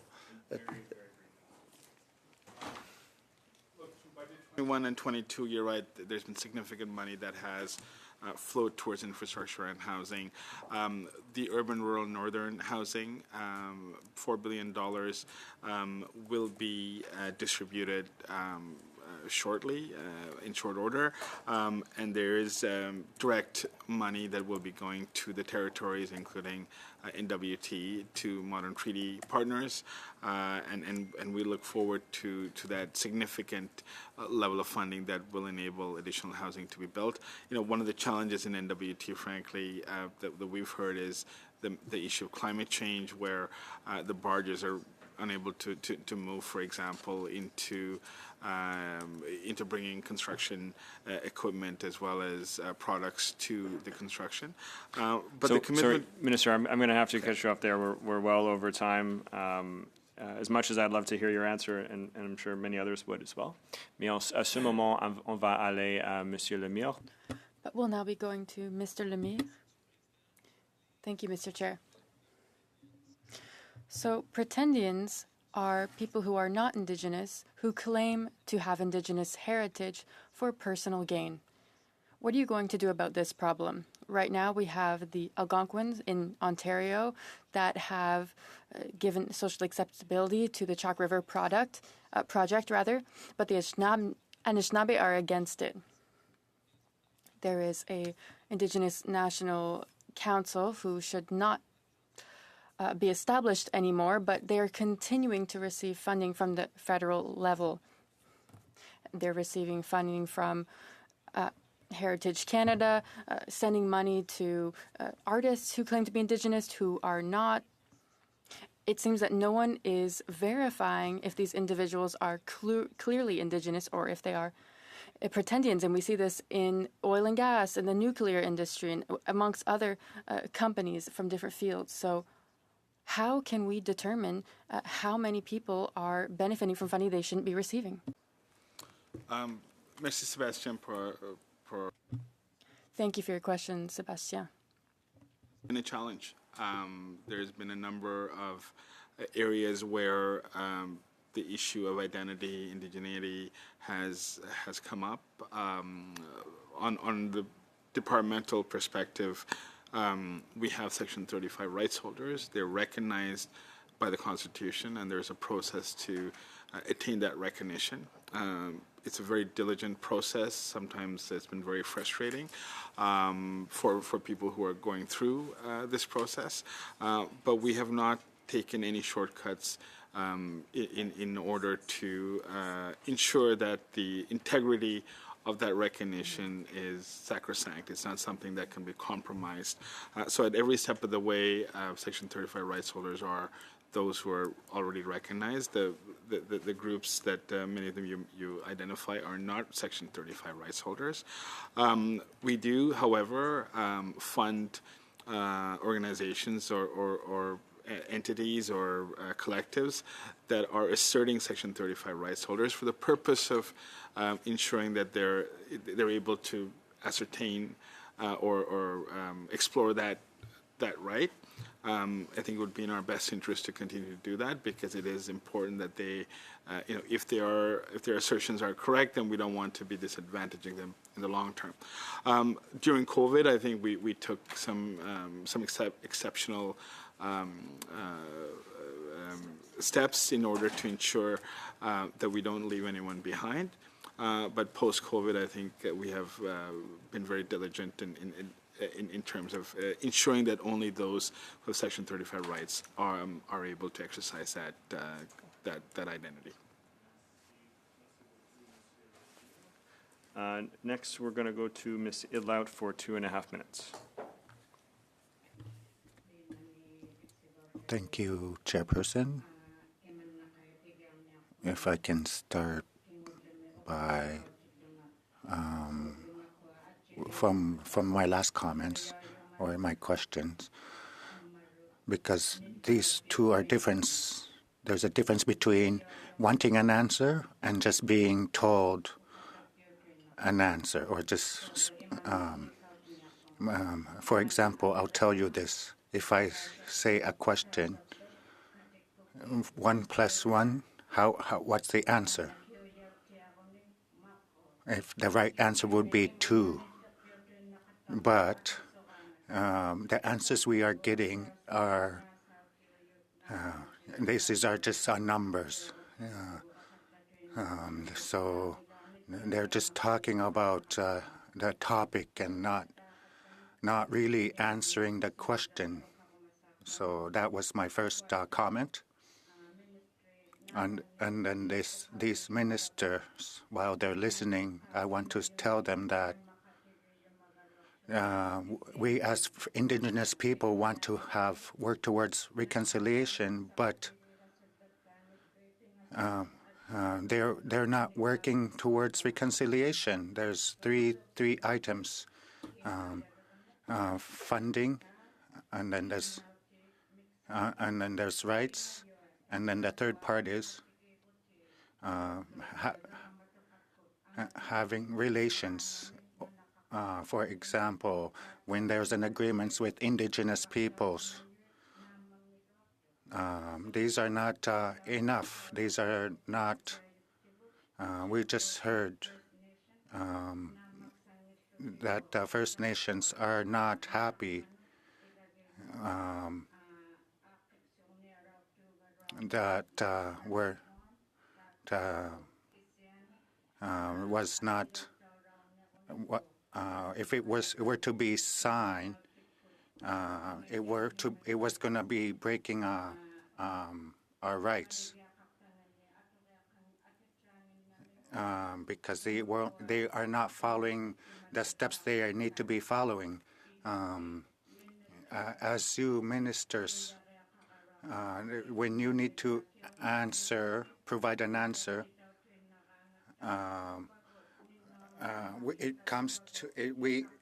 it leads us to a frustration when we're not getting the answers. How are you going to answer these questions? Because through this standing committee, we are trying to work together. How are we going to be working? How can we work together if you are not answering our questions properly? We are over time, but I just want to give a very brief answer to the question that Ms. Idlout had, Mr. Vandal. Yeah, with all due respect to MP Idlout, I reject the premise of that question. I think our government has worked nation to nation since 2015. We've done some really hard things. We haven't been perfect, but incredible progress has been made on any number of issues. Co-developed legislation, removing boil water advisories, bringing forward C-92 on Indigenous child welfare. I've been to many meetings where we've sat with Inuit leadership for hours, where many ministers were present, including the Prime Minister, listening to priorities, and we're going to continue to do that. Thank you very much, Ms. Idlout. Next, we're going to move to Mr. Melillo for 5 minutes. Thank you very much, Mr. Chair. Thank you to all the ministers for being here for this discussion. It has been alluded to already, or mentioned, I shouldn't say alluded to, but mentioned already. Minister Vandal, of course, you will not be reoffering in the next election. I just want to say, and I believe I speak on behalf of everyone here at the committee, that we are really going to miss your interactions with Mr. Zimmer. And I just wanted to make sure that I got that on the record.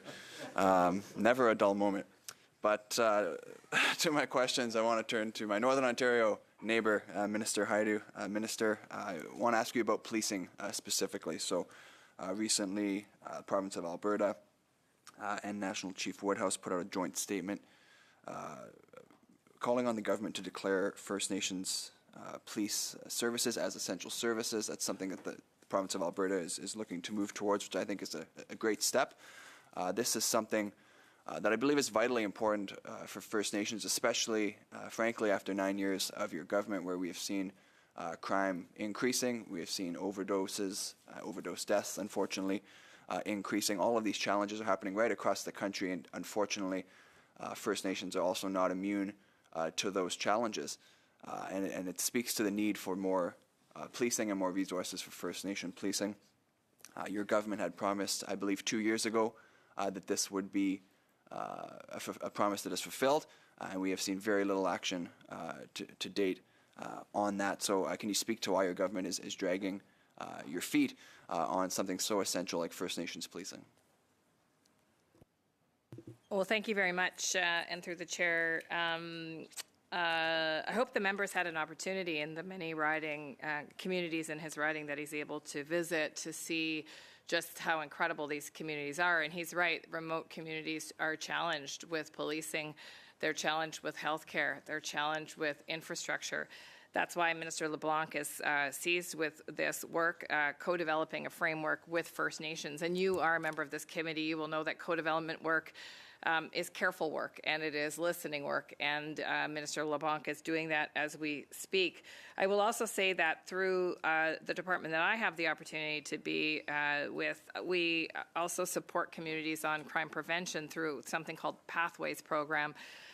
This attempts to meet communities where they're at in terms of reducing the need for enforcement and working on building up those protective features in communities that can lead to reduced crime and social crisis. Thank you, Minister. I appreciate that. I'm sure you can appreciate I have a little time here. I just want to ask, obviously, you mentioned Minister LeBlanc and the work he's doing. Can you speak to, from the First Nations policing angle, specifically what work you've been doing with the Minister to advance that? Certainly, as you know, I have many meetings, including visiting the many communities in Northern Ontario, but certainly across the country, and policing comes up. We diligently make sure that information that's shared with me is shared across the government. And I certainly have been supporting Minister LeBlanc in the work that he's doing with the AFN and other partners. Thank you very much. I'd like to ask specifically, two First Nations in my riding announced over the summer that they were going to actually withdraw from Treaty 3 police services. They cited that they did not feel that the service was adequate. I know that Treaty 3 police has remarkable people working in their organization. I know they also are under-resourced, which is directly, I believe, the cause why we saw those two communities pull out. I also heard from meetings at Treaty 3 Police that it's not necessarily just a lack of funding, but restrictions on funding. For example, they will sometimes receive funding from the government, but only for a specific thing, such as a police cruiser, when that might not be something that is actually in need. So one of the major constraints is frankly your government that is overbearing and dictating to the police departments what they can and cannot spend their funding on. Are you moving to address that and ensure that First Nation police services have the freedom to allocate funding as they see fit? Well, thank you. And I think Treaty 3 is a good example of tripartite approach to policing, because as you know, the federal government funds a portion of policing, the province funds a portion of policing. In some cases is expected to provide those policing services. Obviously, some communities go without in the province of Ontario as a result of, I would say, continued discrimination of access to services for First Nations people in remote communities. We will continue to work with First Nations, provinces, and obviously policy experts to make sure that whatever we co-develop will be through the lens of self-determination. And I'm glad to hear you speak about that, because that's the foundation of Bill C-61, the water legislation, as you know. It's about restoring self-determination to First Nations communities to have programs that meet their needs, that they are in control of. And so I'll look forward to your advocacy at the provincial level as well. I know you know many of those people. Thank you very much, Mr. Melillo. And we will now be moving to our last questioner in the third round, which will be our last round. Mr. Carr, you have 5 minutes. Thanks very much, Mr. Chair. My first question will be for Minister Hajdu. Minister, I was quite blessed to enjoy a career as an educator, as a teacher, as a coach, as a principal, and during that time I was able to work alongside many kids and their families. In particular, when I worked in the northwest part of the city of Winnipeg, I worked with many Indigenous families, and unfortunately, many of those families and others, due to a variety of reasons we quite well understand, intergenerational trauma, the poverty that comes from that, and other substantial socioeconomic issues made it challenging for a lot of those kids to find success relative to their peers. In Winnipeg, just a couple of weeks ago, Minister Vandal and I, alongside others, joined Minister Sudds and Minister Freeland to make an announcement of $17.3 million, which would add on to a contribution that the provincial government in Manitoba had already made for a food school program. That is the second province, in addition to Newfoundland and Labrador, in the country to do so. Winnipeg has one of the largest urban Indigenous populations in the country, I believe at about 100,000 plus in our municipality. Can you just speak generally, Minister, to the importance of programs like this, and can you give us your perspective and perhaps concern when you hear individuals such as the Leader of the Opposition refer to these critically important social programs as nothing more than mere bureaucracy? Well, what a fantastic question through the chair. And what I would actually say is that what I think the big difference between Liberal policy and Conservative policy, to my mind, is that Conservatives don't understand that in order to actually fight crime, you have to prevent crime. And you prevent crime by building up communities. You prevent crime by making sure that people have access to quality education and that their bellies are full while you do it. And you prevent crime by making sure that people feel like they too and their children too have a fair chance at succeed. These guys want to focus on putting everybody in jail. I can tell you there's not enough jail spaces available to deal with the issues that you're raising, actually, as an educator. That when children go to school hungry, when they're not well supported, when families don't have what they need to be able to help their children thrive, that we all pay, and we pay a big price. And it's not just crime, as you know. It's very, very expensive to leave people neglected in our communities. And so this is the difference, I think, fundamental difference between Conservative politicians and Liberal politicians. We believe in our communities, and we believe in the possibility of our communities, and that's why the school food program is so important. Thanks very much, Minister. I did happen to catch through my left ear while you were answering a comment from a colleague across the way that why are they hungry? Well, they're hungry because generations worth of policies on the part of previous governments, both Liberal and Conservative alike, have contributed to detrimental conditions for Indigenous peoples, and we continue to live with those realities. However, having said that, taking into account some of the other substantial policy investments that we have made, for example, when it comes to the Canada Child Benefit, where we said to families, hey, you know what we're going to do? We're actually going to scale this to income, because we recognize that people who have a household income combined of $500,000 a year and 2 kids don't need the same help that perhaps a single mother or father living in the center of Winnipeg or the northwest part of Winnipeg needs. So when we combine the ecosystem with those types of investments, in addition to the foundation we're laying with the school food program and a variety of other steps that we've made, inclusive of that $650 million healthcare transfer to the province of Manitoba, in partnership with a government in Manitoba that I think, which we hadn't seen over the course of the past decade, with a Conservative government that decimated the education and healthcare system in Manitoba, that we're finally starting to move in the right direction. Because it will be perhaps my last opportunity to speak with Minister Vandal, I just quickly would like him to address Churchill, Manitoba.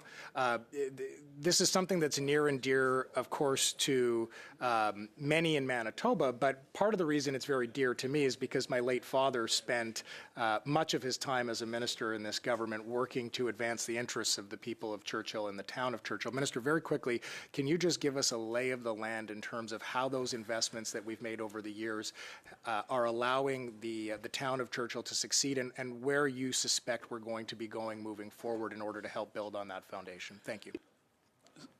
Great question. Since 2016, our government's invested well over $300 million to bring back the Port of Churchill, which was nearly shuttered when, by the time Stephen Harper left office. $300 million later, we've invested with Arctic Gateway Group and Indigenous owners of Churchill. And the good news is that we now have a provincial government that are eager and willing to partner with us to invest for the good people of Churchill and all the people who are many First Nations people down the rail line which leads to Churchill. And I know there's going to be good news coming in the not too distant future.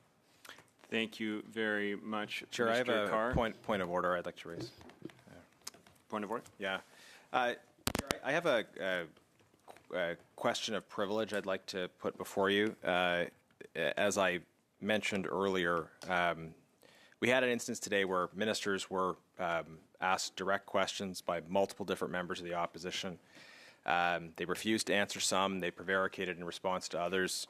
I believe you will find that this is a matter touching on the privileges of members, and if you so find, I'm prepared to move the appropriate motion.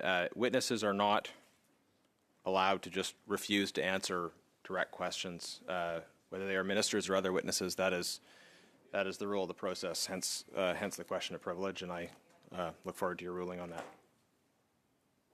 Okay, I'm just going to pause for 1 second here.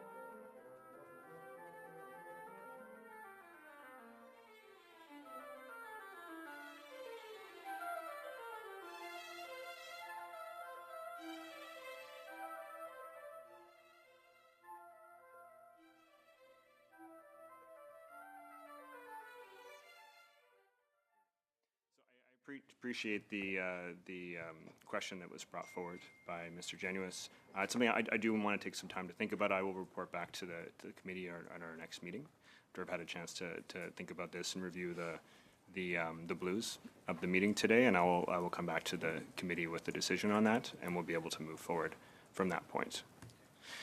So I do want to thank the ministers and witnesses for being here today and for 2 hours for answering questions.